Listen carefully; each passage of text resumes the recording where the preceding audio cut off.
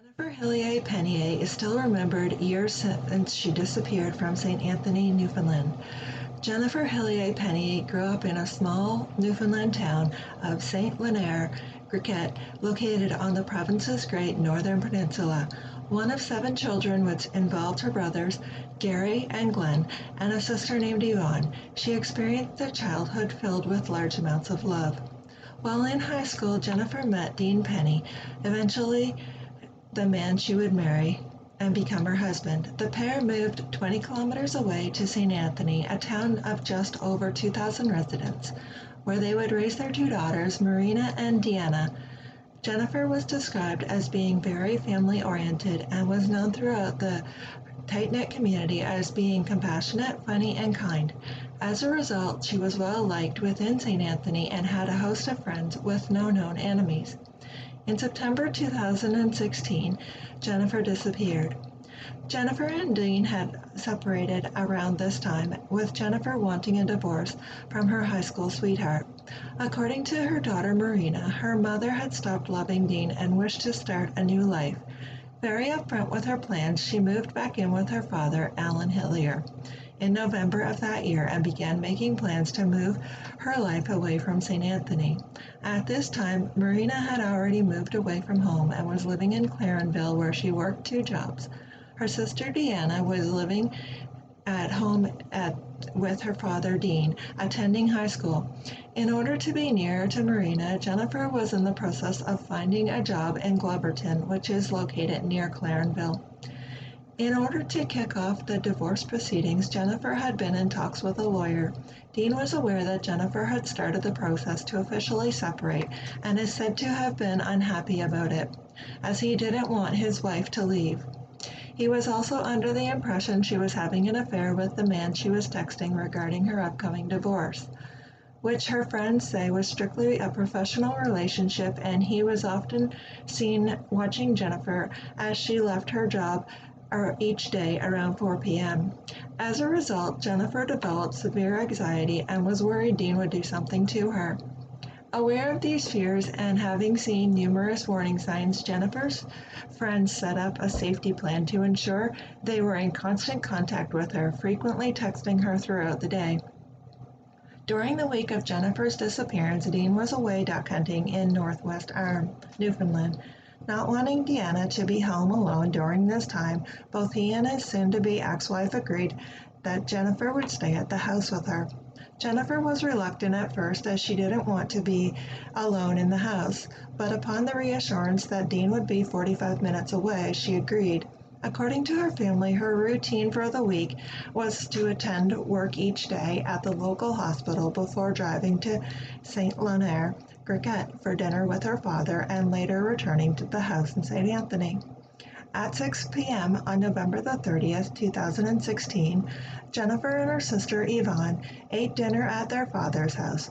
Afterward, Jennifer drove Yvonne to the hospital in St. Anthony for a scheduled appointment, after which she was planning on going to the house to lie down, as she had a headache. During the drive to the hospital, she received a text and a call from Dean asking when she would be home. Jennifer arrived home at 8 p.m., where she drew a bath and texted Deanna to tell her she was going to bed because she had a headache. The next morning, she was planning on leaving for work directly from the house in St. Anthony.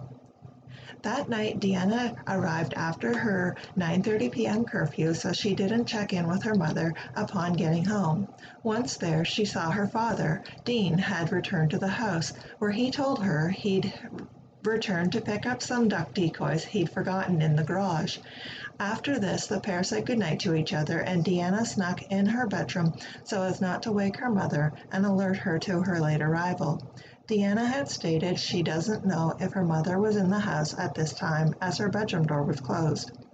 At 7 a.m. on December the 1st, 2016, Jennifer's phone alarm went off, waking Deanna. She went into her mother's room to see why she wasn't waking up, but found no sign of her. While her purse, phone, car keys, passport, shoes, and coat were still in the house, her car was still in the driveway. There was no note indicating where she could have gone. Concerned, Deanna called her paternal grandmother and her father, who both came right away to the house. Jennifer's brother Glenn also stopped by, and it was discovered she had left her keys in the ignition of her car. Jennifer was officially reported missing to the Royal Canadian Mounted Police (RCMP) later that day. When they first got involved, the RCMP didn't initially suspect any foul play, feeling Jennifer had simply left town of her own accord, despite speaking with her friends, family, and colleagues who said otherwise. Glenn feels the authorities didn't take his sister's disappearance seriously enough, despite him having shared his fears that she wouldn't have left without notice. Marina had a similar reaction to the RCMP at first, as she was under the impression her mother could have stayed with a friend.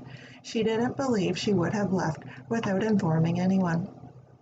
Not put off by the RCMP's initial theory, Jennifer's friends and family put up missing persons flyers across St. Anthony. The RCMP also conducted numerous land and sea searches during this time, which would eventually cause the focus of the investigation to shift. These searches saw extra RCMP resources assigned to the search, as well as the assistance of the local chapter of the Canadian Rangers and a rescue team from Roddickton, Newfoundland, whose volunteers knew the area well. On December the 2nd and 3rd, 2016, investigators searched the town with the use of a sniffer dog from the K9. The dog didn't pick up Jennifer's scent beyond the house, and searches of the harbor and nearby bodies of water, which included the use of a dive team, didn't uncover any evidence. Local residents were asked to check their properties for anything out of the ordinary, and on the 5th day of searching, a helicopter got involved, but failed to find Jennifer. Dean did not participate in the searches for Jennifer at this time.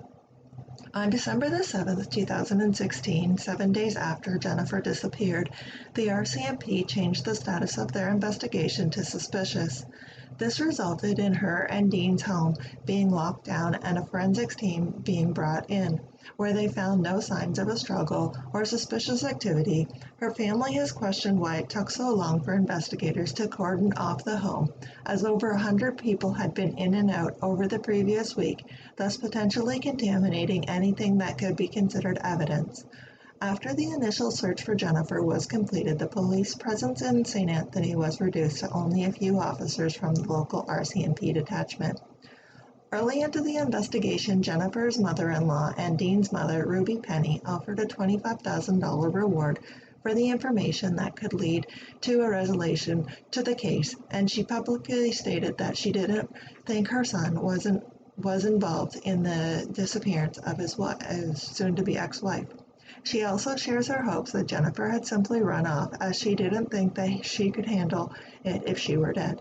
However, many have said they feel the reward was Ruby's way of deflecting the attention off of her son Dean. To help raise money to bring in a vessel to look for Jennifer in the water near Fishing Point Park, the town organized a bingo fundraiser which raised $22,500. In 2017, Gary Hillier helped organize the search, but given poor weather, the boat was only able to search for one day and didn't find anything. In early 2017, businesses and organizations in St. Anthony placed posters featuring Jennifer's photo in their windows, and people began attaching stickers to their cars in the hopes of spreading awareness about her disappearance. Billboards were also placed near the local Tim Hortons and at Fishing Point Park, and Jennifer's niece, Leanne, created 300 car magnets. In October 2017, the RCMP's Major Crimes Unit from Corner Brook, Newfoundland, visited St. Anthony to do some additional questioning in the case. However, they have not revealed any specifics regarding this. In December 2017, around 100 people from throughout the Northern Peninsula gathered at the Fisherman's Point Lighthouse to release balloons in Jennifer's memory.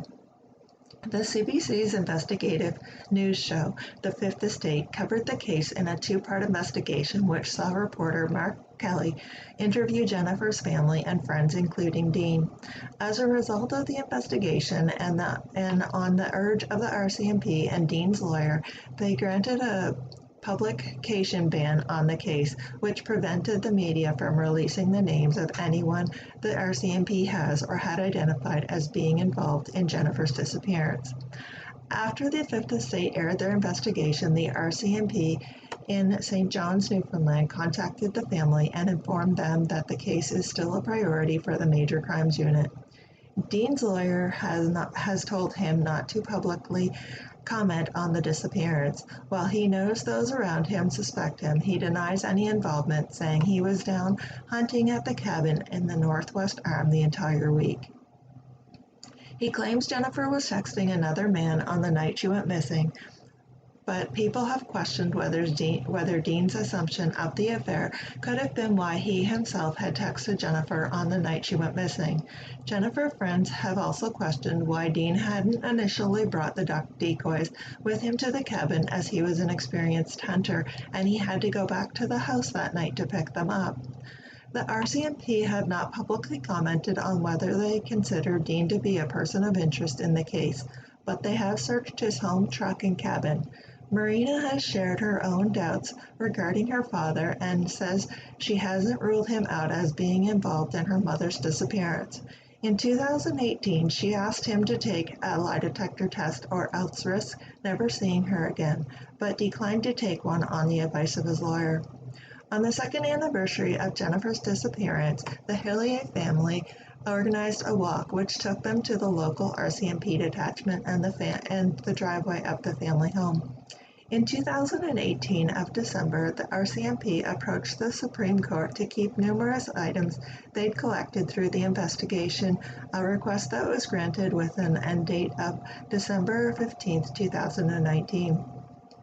It is one of a series of extensions the authorities have received since the investigation began.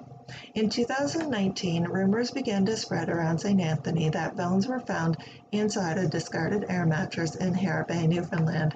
However, when Marina received no response from the RCMP about this, she contacted the fisherman who had found the mattress, and he told her there had been no bones discovered.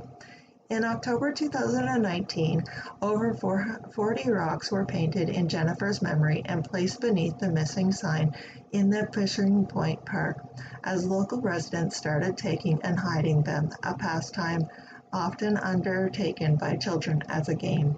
The family had to request the rocks not be removed from the location. This was followed by a memorial event later in the year, which included a walk from the local Lions Club to the RCMP detachment and back again. Jennifer's family and friends feel the RCMP investigation has been flawed since the start and have shared their frustration over how the case has been handled. They currently have no hope the investigators will be able to help, and say any conversations they have with them are void of any pertinent information. While the RCMP have never named a suspect or person of interest, they are currently treating Jennifer's disappearance as a kidnapping and possible homicide. Despite not having organized any recent searches, they interviewed over 100 people and are currently waiting for someone with information to come forward. Volunteer searches for Jennifer still occur. Headed by her family and friends, Marina has offered up the remaining money from the search fund, which currently sits at approximately $8,500, to anyone who can provide a lead in the case. Jennifer's disappearance has been pretty jarring for the community of St. Anthony, as 3 other individuals have gone missing from the area since 2002. Mildred Dawn Sexton went missing on April the 16th, 2002 at the age of 47.